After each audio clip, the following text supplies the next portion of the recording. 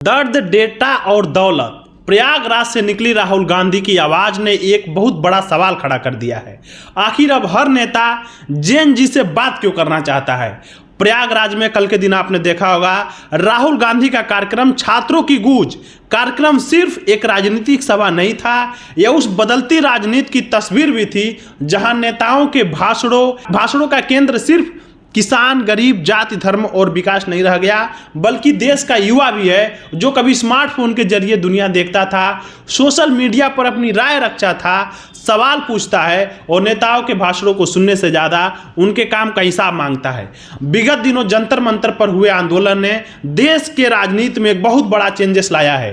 स्वयं देश के प्रधानमंत्री बैक टू बैक इंस्टाग्राम पे रील पोस्ट करते हैं, फ्रेंड्स कह के युवाओं से बातचीत किया जाता है। तो क्या मान लिया जाए कि देश की सरकारें अब समझ चुकी हैं इस देश का नौजवान कुछ और चाहता है?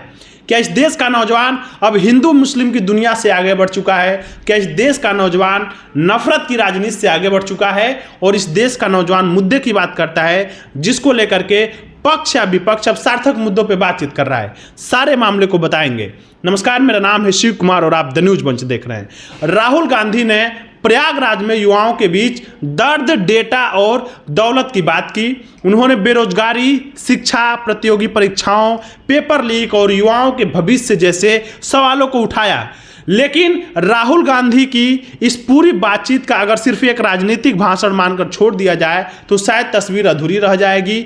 असली सवाल यह है कि आखिर भारतीय राजनीति अचानक युवाओं और खास करके जेन जी को लेकर इतना गंभीर क्यों दिखाई दे रही होगी।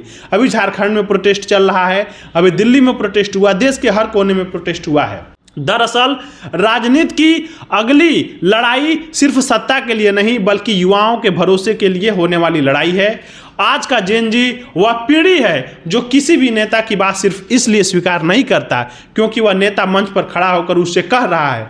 वह उसी वक्त मोबाइल निकालकर उसके दावों को खोज सकता है, उसके बयान देख सकता है और आंकड़े भी निकाल सकता है। कुछ ही मिनटों में अपनी राय हजारों लोगों तक पहुंचा सकता है। यही बदलाव की राजनीति के लिए अब बहुत बड़ा बदलाव शुरुआत हो चुका है।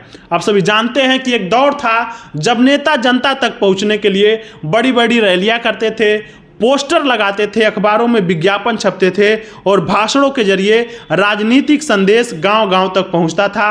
आज तस्वीरें बदल चुकी हैं। एक छोटी सी वीडियो क्लिप किसी बड़े भाषण से ज़्यादा प्रभाव पैदा कर सकती है। किसी नेता का एक वाक्य वायरल हो सकता है और किसी नेता की एक गलती भी कुछ ही घंटों में लाखों लोगों तक पहुंच सकती है। यही वजह है कि अब युवा नेताओं की भाषण से बात करना नहीं चाहता है। कोई पॉडकास्ट में बैठकर बात कर रहा है, कोई छात्रों के बीच जाकर संवाद कर रहा है, कोई सोशल मीडिया पर लाइव आ रहा है और कोई रील के जरिए अपनी बात को समझा रहा है। राजनीति अब सिर्फ मंच से जनता को संबोधित करने का नाम नहीं रह गया है बल्कि जनता के डिजिटल स्पेस में जाकर अपनी जगह बनाने की कोशिश भी की जा रही है, जैसा राहुल गांधी कर रहे हैं। कल आपने देखा होगा हजारों की संख्या में छात्र थे, छात्रों ने अपना सवाल जवाब किया, अपनी बातें रखा नेता जो प्रतिपक्ष है राहुल गांधी से। प्रयागराज का कार्यक्रम इसी बदलाव का एक हिस्सा दिखाई दे रहा था। राहुल गांधी ने छात्रों और युवाओं के बीच जाकर उनसे सवाल को उठाने की कोशिश की जिनका सामना प्रतियोगी परीक्षाओं की तैयारी करने वाले युवा रोज करता है। नौकरी की तैयारी करते करते उम्र निकल जाने का डर, परीक्षाओं की तारीख का इंतजार, पेपर लीक होने की चिंता, परिणाम में देरी और पढ़ाई पर लगातार बढ़ता आर्थिक दबाव, ये सिर्फ आंकड़े नहीं थे बल्कि लाखों परिवारों की वास्तविक चिंताएं हैं जिस पे कल राहुल गांधी ने बात किया, विद्यार्थियों ने भी बात किया। लेकिन यहाँ राजनीति के सामने एक कठिन सवाल भी है। क्या सिर्फ युवाओं की भाषा बोलने से युवा किसी नेता के साथ खड़े हो जाएगा? शायद नहीं, क्योंकि आज की युवा पीढ़ी भाषण सुनने के बाद अगला सवाल पूछती है, समाधान क्या है? नौकरी कब मिलेगा? परीक्षाएं कब होगी? व्यवस्थाएं कब बदलेगी? और अगर सत्ता में आने का मौका मिला तो वास्तव में क्या बदलेगा? क्या वे समस्याएं जो युवाओं के हैं इस देश की उस पर बदलाव होगा? ये सारे सवाल आज का युवा पूछता है।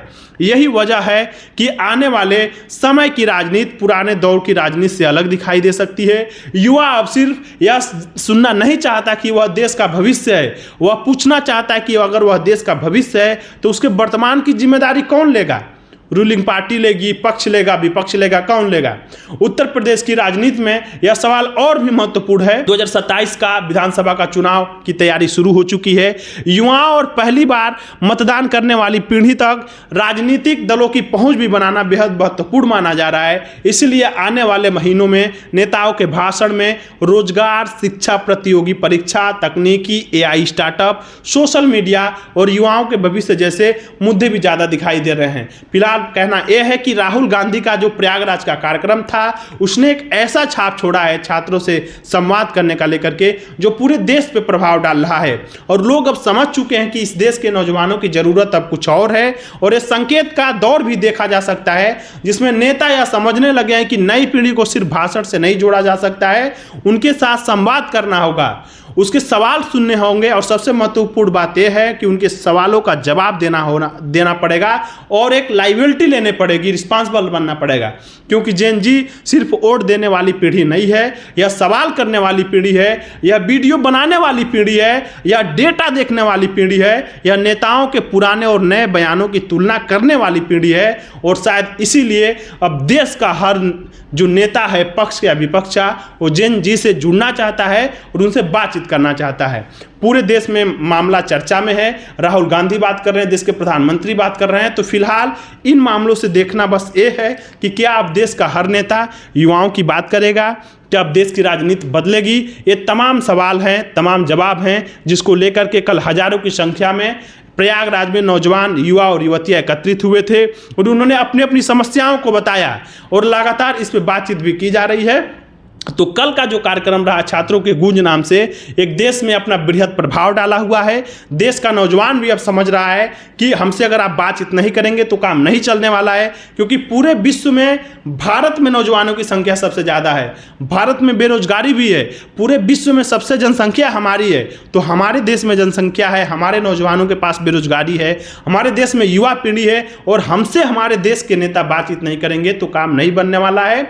अब जेन जी की बात हर लोग सुन रहे हैं। बताया ये भी जा रहा है कि राहुल गांधी का जो अगला कार्यक्रम होने वाला है कुछ ही दिन बाद, वो भी होने वाला है जिसमें वो युवाओं से चर्चा करेंगे। तो ये सारा मामला रहा। आगे से भी नौजवानों पे जो नेता बात करेगा, जो उनके मुद्दों की बात करेगा, जो उनके भविष्य की बात करेगा, उन्हीं को सत्ता में आने का मौका मिल सकता है। फिलहाल जो जेन जी की पीढ़ी है वो जागरूक हो चुकी है। आगे के जो भी मामले रहेंगे, चाहे देश के प्रधानमंत्री छात्रों से बात करेंगे या देश के नेता प्रतिपक्ष बात करेंगे, उस मामलों को भी हम दिखाएंगे। तब तक आप देखते रहें द न्यूज़ मंच।